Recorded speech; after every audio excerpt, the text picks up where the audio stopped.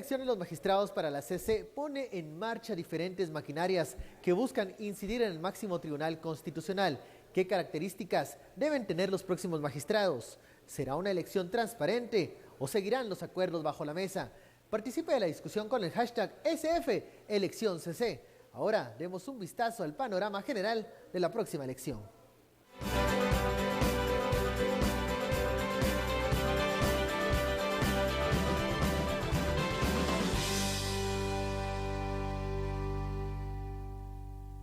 La elección para magistrados titulares y suplentes en la Corte de Constitucionalidad está en plena marcha, y las piezas del ajedrez se mueven para colocar a los favoritos y posibles ungidos. De los actuales magistrados, 3 compiten por la reelección: Roberto Molina Barreto, Gloria Porras y Héctor Pérez Aguilera. Los llamados a postular magistrados son la Universidad de San Carlos, el presidente en Consejo de Ministros, el Congreso, la Corte Suprema de Justicia y el Colegio de Abogados. De la elección del Colegio de Abogados es por todos conocidos los esfuerzos que hacen los grupos gremiales para colocar a su favorito. Del Congreso y de la elección del presidente, el temor de una designación politizada se mantiene, con mayor razón en el organismo ejecutivo, en donde el presidente Morales se ha decidido por efectuar la elección en secreto. Así las cosas, ¿quiénes serán los ungidos de la llamada Corte Celestial? Bienvenidos a Sin Filtro. El hashtag de la noche es #ElecciónCC. Y como lo anticipaba la nota, ¿en qué incide? ¿Cuál es la importancia de la Corte de Constitucionalidad? ¿Por qué hay que seguirle la pista a esta designación que harán los diferentes órganos del Estado? Recibimos esta noche a Philip Chicola y también a Estuardo Zapeta, quienes nos van a acompañar en el análisis del tema. Philip, la elección de la Corte de Constitucionalidad pareciera algo que está muy arriba o algo etéreo, pero tiene que ver con muchas de las cosas que pasan en el sistema de justicia. Vean, ¿qué ocurre? Aquí en Guatemala tenemos un sistema centralizado de control constitucional, se le denomina, en el sentido de que existe una única corte que conoce la inconstitucionalidad de las leyes y conoce en apelación o en amparo los recursos que se presentan en esa vía, y también al final de cuentas termina siendo el máximo garante de la justicia constitucional, a diferencia de otros países donde se tiene un modelo difuso en el que todos los tribunales pueden conocer temas de constitucionalidad. Esa es la explicación teórica conceptual. La explicación política es que prácticamente todos los casos eventualmente llegan a la Corte de Constitucionalidad, y no solo casos comunes, ordinarios, desde un proceso civil, uno penal, uno mercantil, tributarios.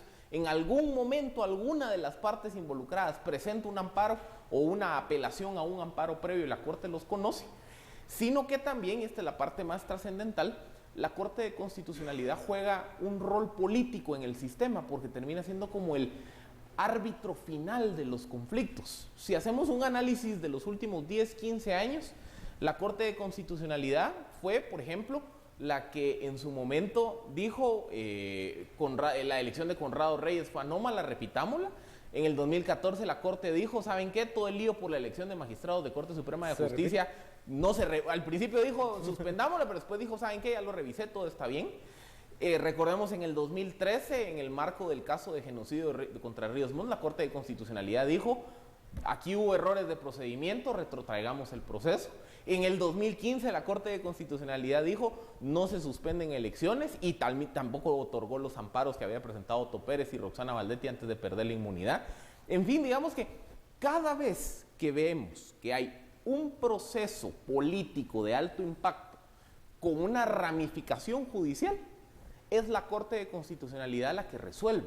O sea, al final termina siendo como el pináculo del sistema político, claro. Y por eso esta elección es tan trascendental. Todos los caminos llevan a la Corte de Constitucionalidad, o los que algunos llaman la Corte Celestial, Estuardo. Al parecer, varios sectores se están moviendo alrededor de esta designación y quieren influir cada quien en algún favorito. Vamos a ver caras nuevas, vamos a ver personajes de ultratumba que vuelven nuevamente a posicionarse, o veremos también la reelección de algunos de los magistrados.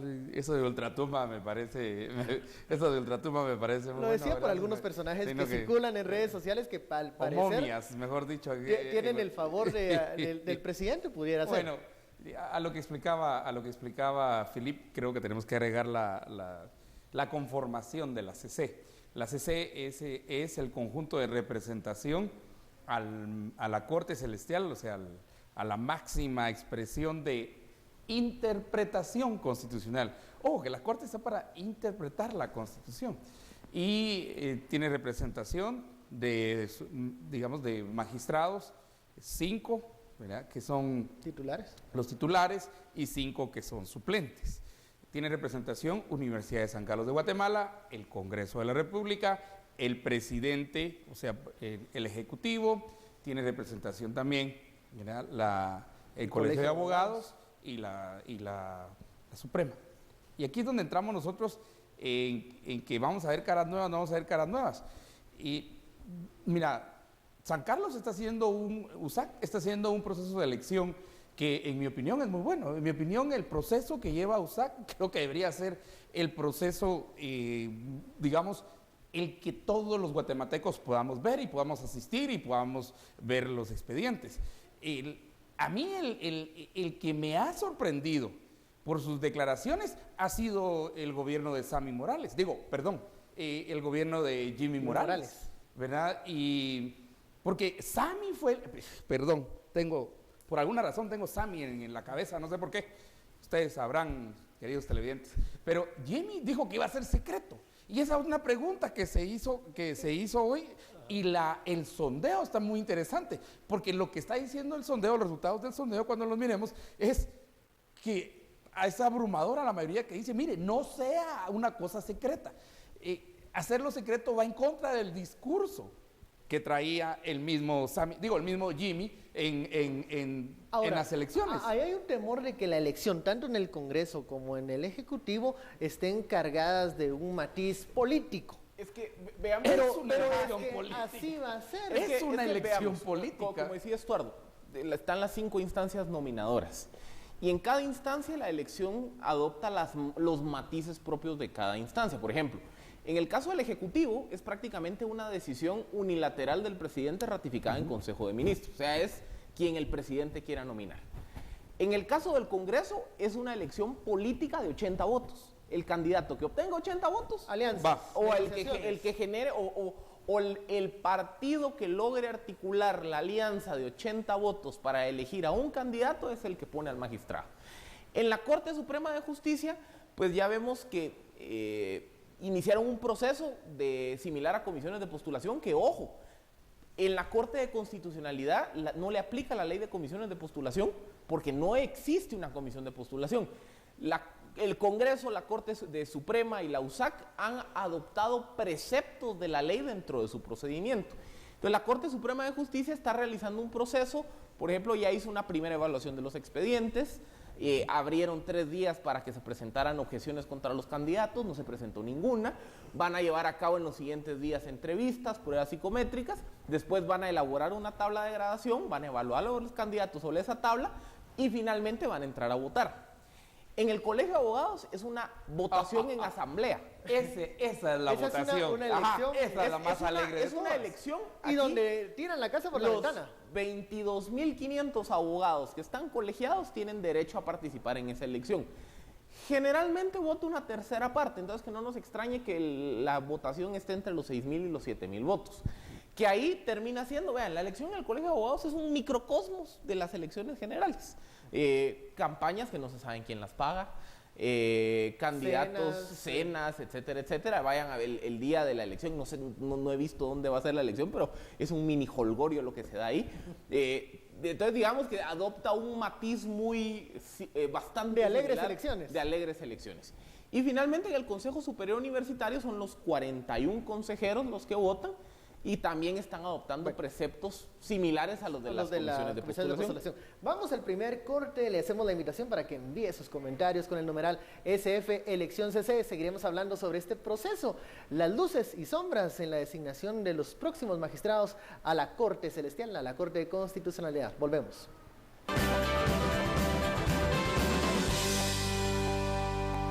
Regresamos a Sin Filtros. Su opinión es muy importante y hemos lanzado un sondeo en Twitter para conocer qué opinan los internautas a la decisión en este momento que aún mantiene el presidente Morales de mantener en secreto la elección del magistrado. Y veamos, estos son los datos preliminares.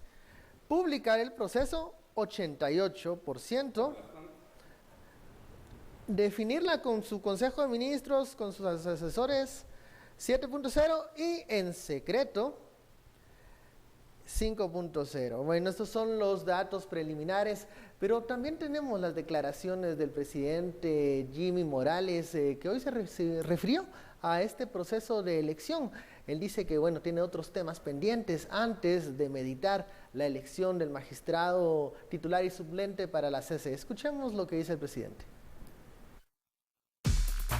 Nosotros ahorita, más que hablar de Corte de Constitucionalidad, estamos en el proceso del nombramiento de gobernadores, de directores de los consejos de desarrollo y de todos los cuadros de los consejos rurales de desarrollo, y en su momento definiremos cuál va a ser la línea para poder elegir al representante de la Corte de Constitucionalidad. Mucha gente ha sugerido que se pueda poner a una u otra persona, pero esas sugerencias se escuchan, las mismas propuestas son sugerencias. Vamos a tomar la decisión totalmente independientes de un partido o de cualquier otra institución que no tenga la responsabilidad del nombramiento de los gobernadores, porque los gobernadores son los representantes de la presidencia en cada uno de los departamentos. Las declaraciones del presidente Morales, que anda todavía muy ocupado con la designación de los gobernadores. Al parecer, la inclusión de los tránsfugas puede ser una de las razones por las que sigue meditando quiénes van a ser los representantes del Ejecutivo en los departamentos. Veremos qué resulta cuando nos dé a conocer los nombres. Casi que nos dijo eso. Repartiendo el listado geográfico de obras, después vamos a decidir quiénes van a la CC. Pero importante la designación del magistrado de la Corte. ¿Y a quién podemos ver de parte del Ejecutivo? ¿Qué grupos de influencia vemos alrededor de Morales que pueden influir en la designación de este magistrado? Por ejemplo, de lo que se ha hablado en los últimos días, ha resonado el nombre de José Luis González Dubón, de la Liga Pro Patria, por ser muy cercano a los grupos en torno al presidente. En su momento también se habló de la incidencia que podía tener el registrador de la propiedad, Elmer Beltetón, que históricamente ha sido muy activo en política gremial a nivel del Colegio de Abogados y que podía tener en la designación. También en su momento se había hablado de la posibilidad que Rogelio Sarceño, que fue un ex magistrado de la Corte Suprema de Justicia, pudiera ser uno de los nombres que estuviera considerando el presidente. Como les digo, vean, es que lo que pasa es que el proceso del Ejecutivo termina siendo una decisión unilateral del presidente.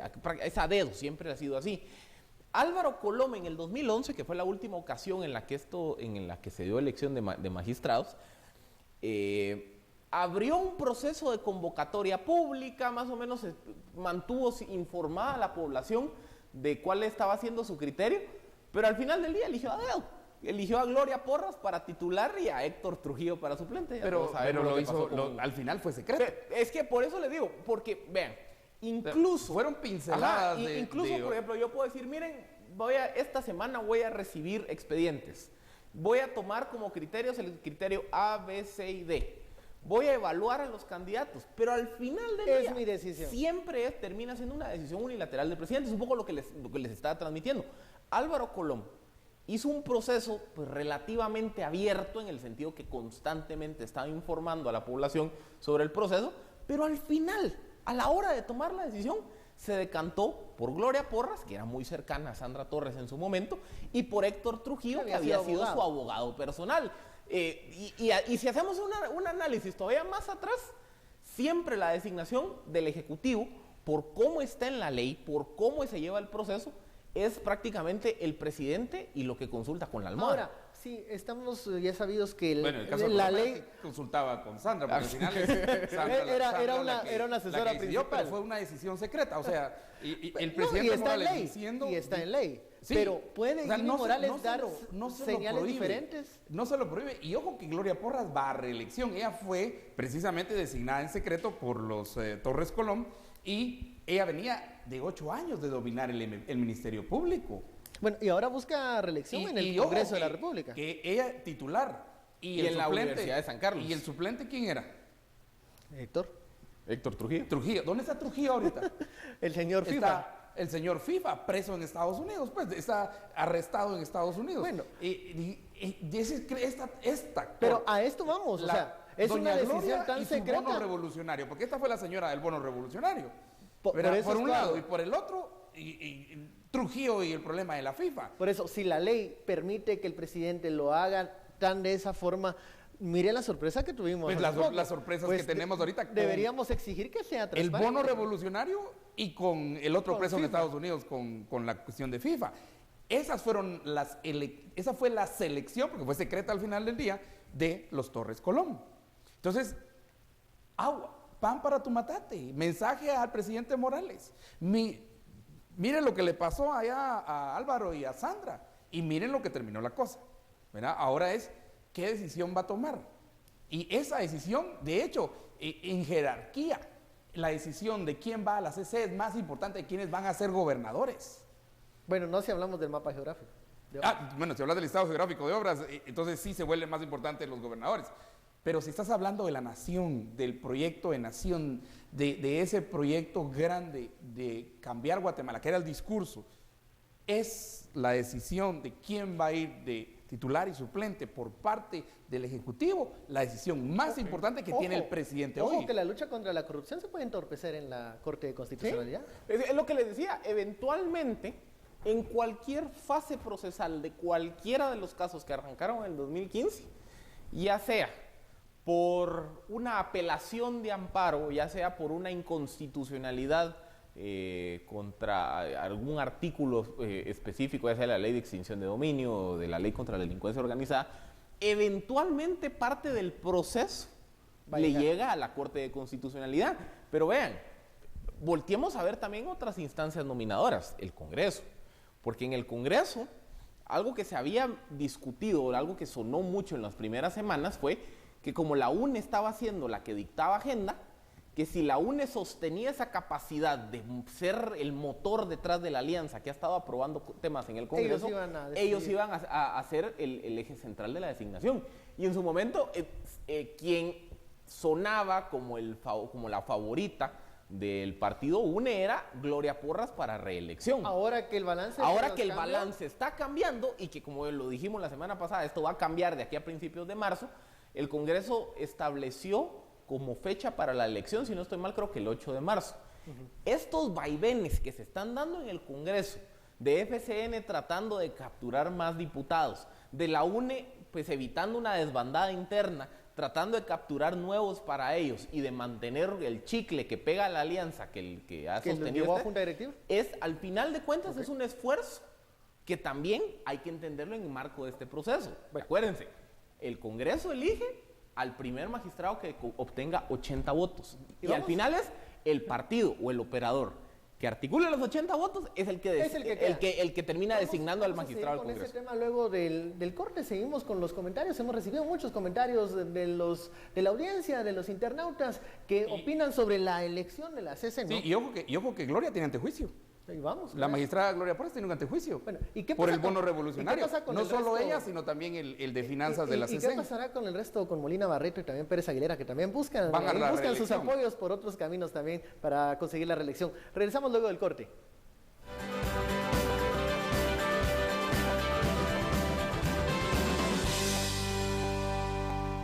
Llegan los mensajes al foro de Sin Filtro, están comentando los internautas sobre la elección, esta próxima elección en la CC. Y vamos con el primero de los mensajes. Raúl Barrera nos dice, los gobiernos y las cortes son distintos, los primeros deben de ser breves, la segunda necesitan consolidarse, bueno, eso dependiendo mucho del modelo de cortes que se tenga, vamos a hablar de eso.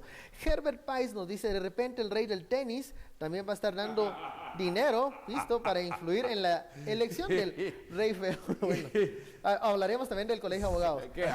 Rey del tenis es colegio de abogados. Sí, es no se confunda el lugar. Y el último, vamos a un último. Históricamente las reelecciones son un fiasco, generalmente como su periodo, entonces, porque los magistrados lo hacen. Generalmente, bueno, esto nos dice, no hay necesidad o no hay por qué de una reelección. Hablemos de los escenarios en estos diferentes órganos de elección. Vean, ¿no? en el colegio de abogados, como les decía, esto es una elección en asamblea general.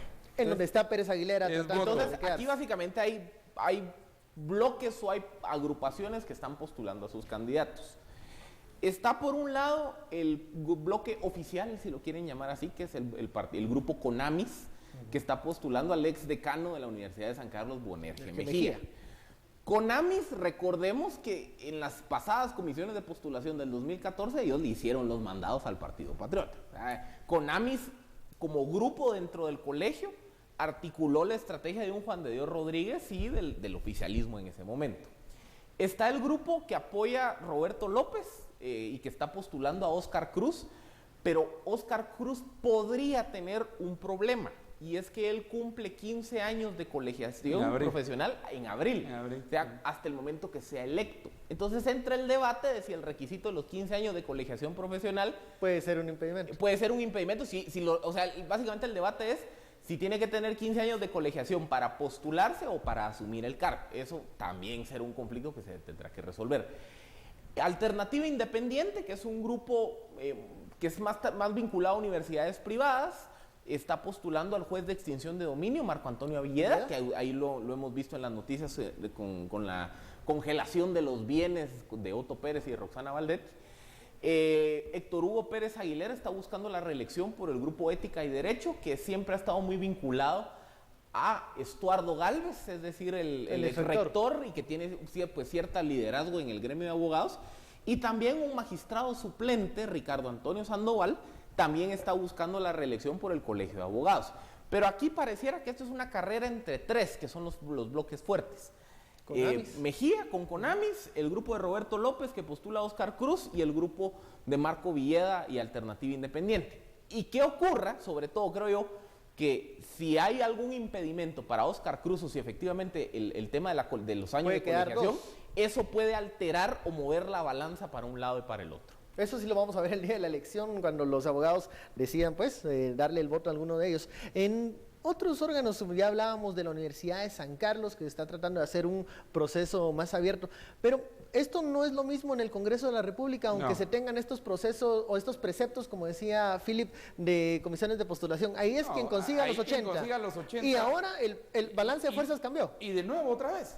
Si es UNE el que tiene 80 diputados para la fecha de la elección, se va el que apoye UNE. Si es el FCN el que logra 80 votos, se va.